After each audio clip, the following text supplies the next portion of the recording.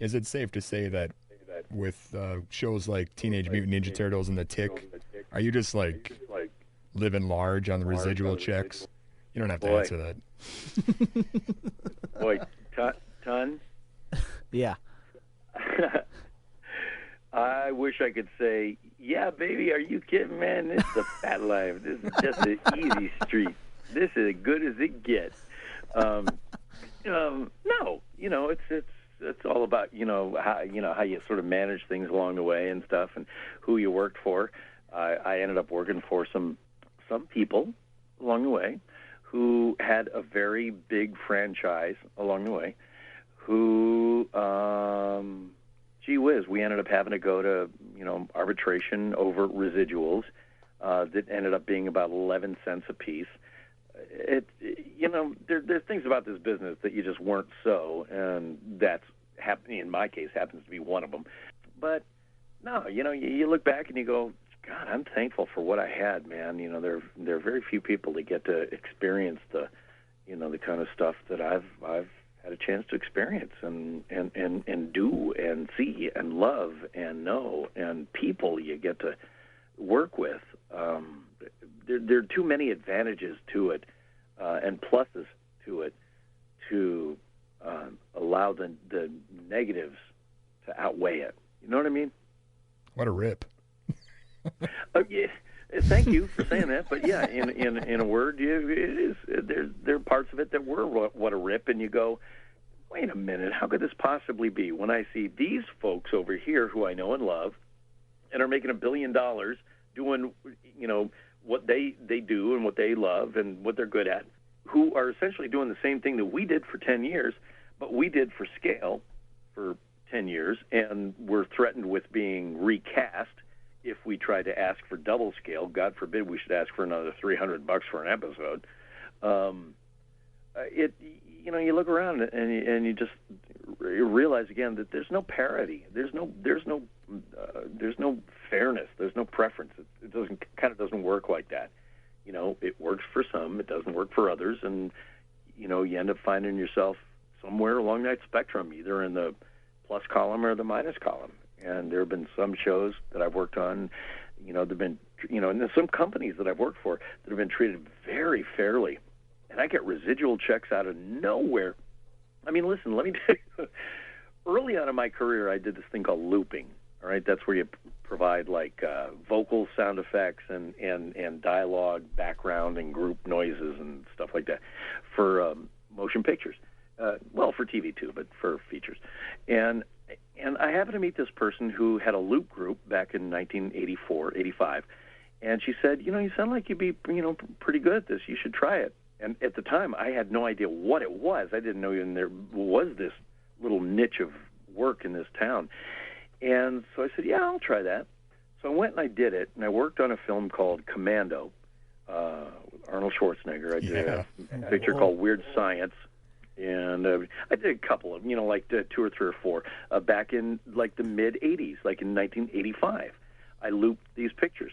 Well, I didn't really like doing it because the looping process, at least at that time, and believe me, I haven't done it since, so I don't know what it's like now, but at the time, it was an 8-hour day.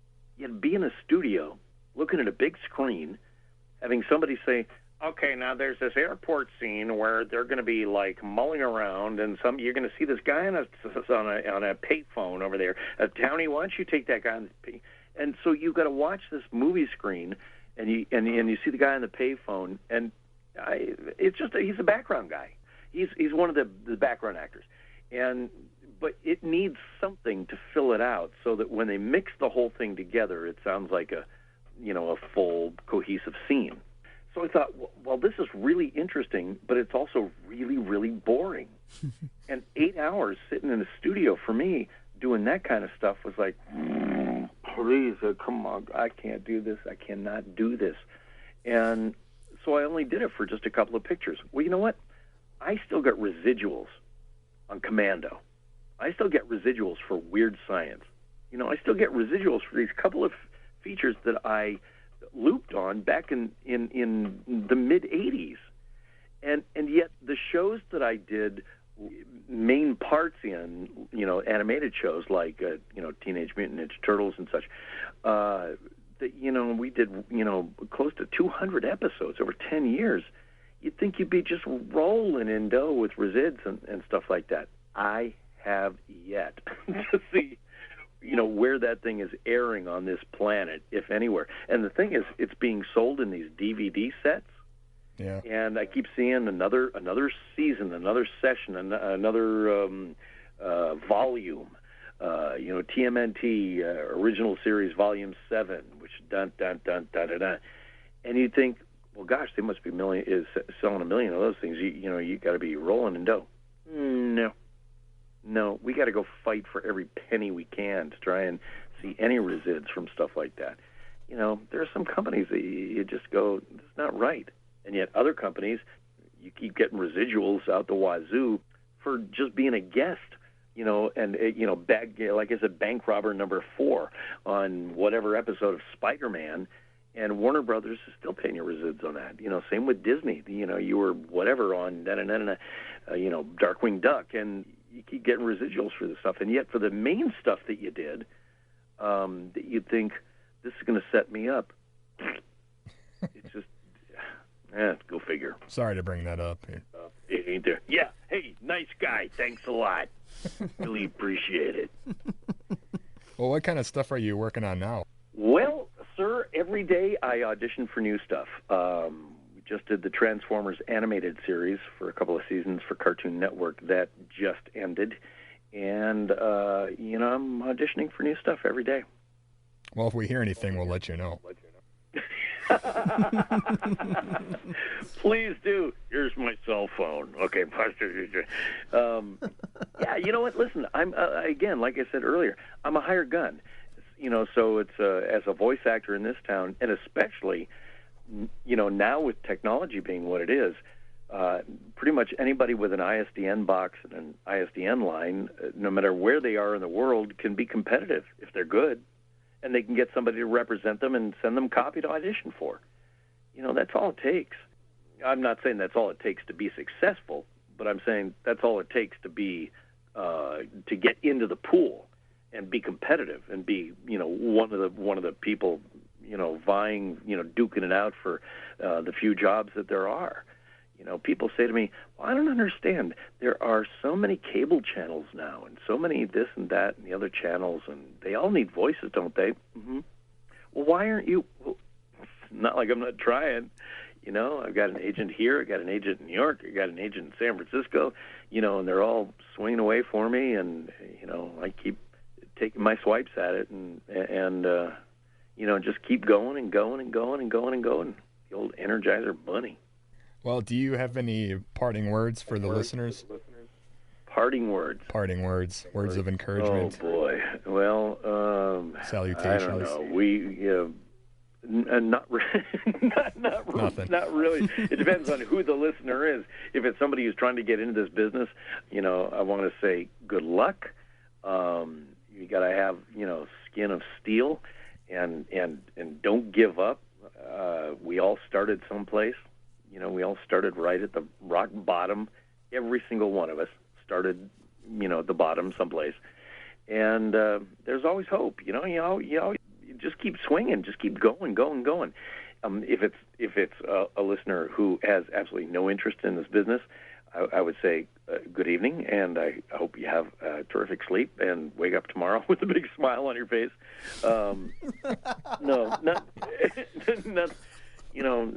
Nothing profound or prolific or even nice. Well, fair enough. All right, then. All right, so did I completely bore you guys? Sometimes I hate doing these things because it starts going into this area where you go, listeners are going... Well, we don't really care about our listeners on this show, so...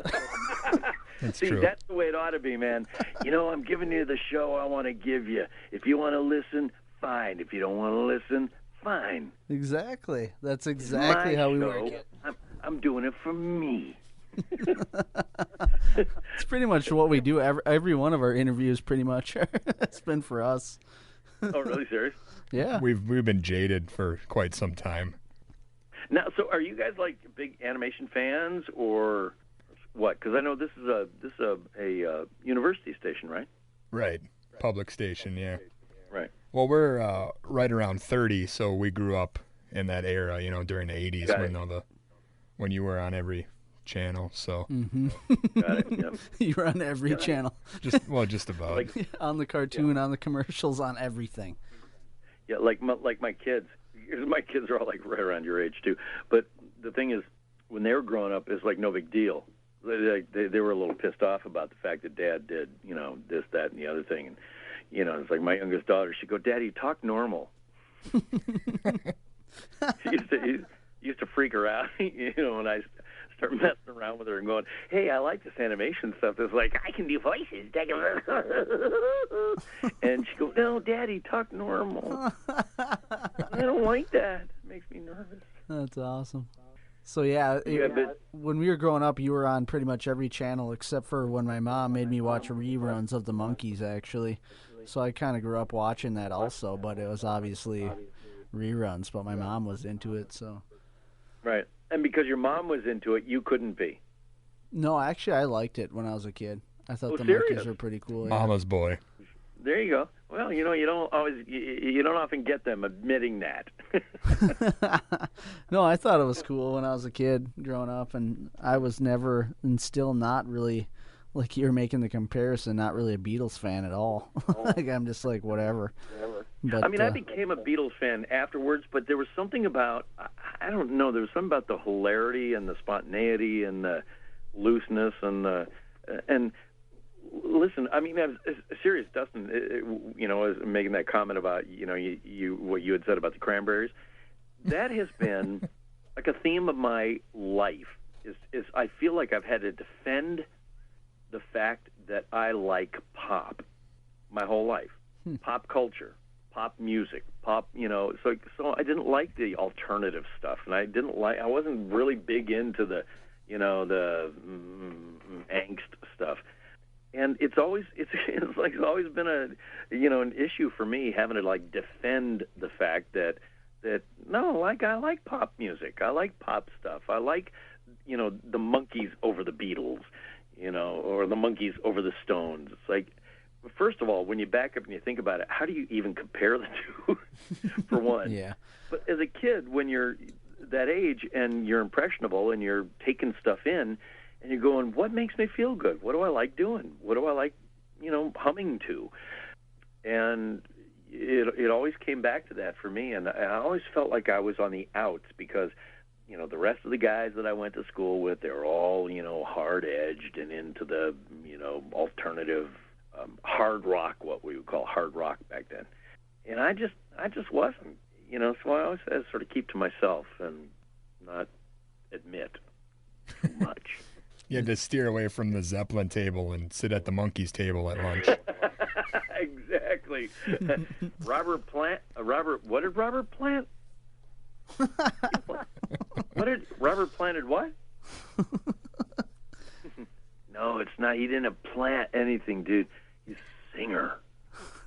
Oh, He's okay. I get it. Yeah. Absolutely. All right, you guys. Well, it's a pleasure. Thank you so much. And sayonara. All right. Thanks, All man. right. Have a good one. Thanks. You too. Bye. Bye.